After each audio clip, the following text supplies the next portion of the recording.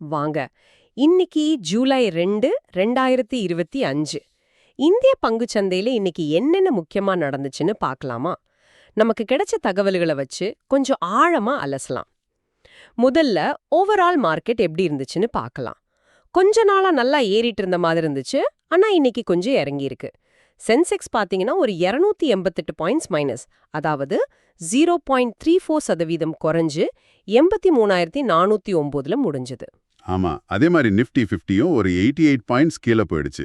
0.35% குறைஞ்சி 25,453ல க்ளோஸ் ஆச்சு. ஏன் இந்த சரிவு? பல நாள் ஏற்றத்துக்கு அப்புறம் ஒரு ப்ராஃபிட் புக்கிங்கா? அதுவும் ஒரு காரணமா இருக்கலாம். ஆனா முக்கியமா பார்த்தா ஃபினான்ஸ், ரியல் எஸ்டேட் பங்குகள்ல கொஞ்சம் அதிகமா விற்பனை நடந்திருக்கு. அது மட்டும் இல்ல, இந்தியா அமெரிக்கா ட்ரேட் பேச்சுவார்த்தை போயிட்டு இருக்குல்ல, அதுல ஒரு நிச்சயமற்ற தன்மை இருக்கு. அதோட தாக்கம் கூட இருக்கலாம்னு சொல்றாங்க. ஓ, அப்போ இந்த தாக்கம் வெறும் லார்ஜ் கேப்ஸ்ல மட்டும் தானா? இல்ல, மிட் கேப் ஸ்மால் கேப் இண்டெக்ஸும் கூட குறைஞ்சிருக்கு. மிட் கேப் ஒரு 0.14%, ஸ்மால் கேப் 0.41% இறங்கியிருக்கு. பரவலாதான் இருந்துச்சு இந்த பிரஷர். சரி, ஆனா செக்டார்ஸ் பக்கம் பார்க்கும்போது ஒரு இன்ட்ரெஸ்டிங்கான விஷயம் நடந்துச்சு. மெட்டல் செக்டார் நல்லா ஏறி இருக்கு. ஆமா, நிஃப்டி மெட்டல் இண்டெக்ஸ் 1.41% பிளஸ்ல முடிஞ்சது. அதுலயும் குறிப்பா டாடா ஸ்டீல், ஜேஎஸ்டபிள்யூ ஸ்டீல் ரெண்டுமே நல்லா பெர்ஃபார்ம் பண்ணுச்சு இல்லையா? நிஃப்டில டாப் கெய்னரா இருந்ததா பார்த்தேன். கரெக்ட்.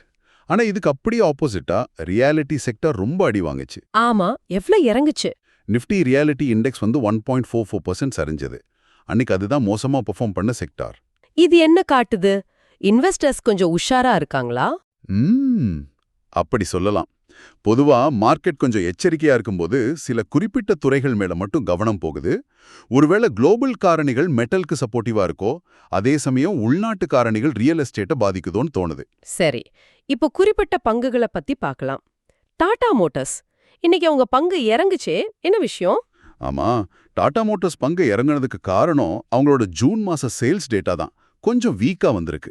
டொமஸ்டிக் சேல்ஸ், அதாவது உள்நாட்டு விற்பனை போன வருஷம் ஜூனோட கம்பேர் பண்ணும்போது 12% கம்மியா இருக்கு. 65,019 யூனிட்ஸ் தான் வித்திருக்காங்க. ஓ, அப்படியா? 12% சரிவா? எந்த செக்மெண்ட்ல பிரச்சனை? குறிப்பா கமர்ஷியல் வெஹிக்கிள்ஸ், அதாவது வர்த்தக வாகனங்கள் பிரிவுல தான் விற்பனை குறைஞ்சிருக்கு. இது கம்பெனியோட ஷார்ட் டேர்ம் வளர்ச்சி பத்தி இன்வெஸ்டர்ஸ் மத்தியில கொஞ்சம் கவலையை ஏற்படுத்துது. சொல்லப்போனா மொத்தமா முதல் காலாண்டுக்கே உள்நாட்டு விற்பனை 10% சரிவுல இருக்கு. சரி. அடுத்து இண்டஸ்இண்ட் பேங்க், அவங்க ஷேரும் இன்னைக்கு 2.5% மேல விழுந்துச்சே, அதுக்கு என்ன காரணம்? அதுக்கு கோல்ட்மன் சாக்ஸ் கொடுத்த ரிப்போர்ட் தான் காரணம். அவங்க இந்த பேங்கோட ரேட்டிங்கை நியூட்ரல்ல இருந்து செல், அதாவது விற்கவும்னு மாத்திட்டாங்க. ஓ, கோல்ட்மன் சாக்ஸ் செல் சொல்லிட்டாங்களா? ஏன் திடீர்னு? பேங்கோட சொத்து தரம், அதாவது அசெட் குவாலிட்டி பத்தி அவங்களுக்கு சில கவலைகள் இருக்குன்னு ரிப்போர்ட்ல சொல்லியிருக்காங்க. அதனால அவங்க டார்கெட் பிரைஸை 15% குறைச்சிட்டாங்க. அது மட்டும் இல்ல, வர்ற FY26, FY27க்கான வருமான கணிப்புகளையும் கணிசமா குறைச்சிருக்காங்க. FY26க்கு 25%, FY27க்கு 17% கட் பண்ணிருக்காங்க. ஓஹோ, இது கொஞ்சம் பெரிய நியூஸ் தான். இது இன்வெஸ்டர் சென்டிமெண்ட்டை பாதிச்சிருக்கும்.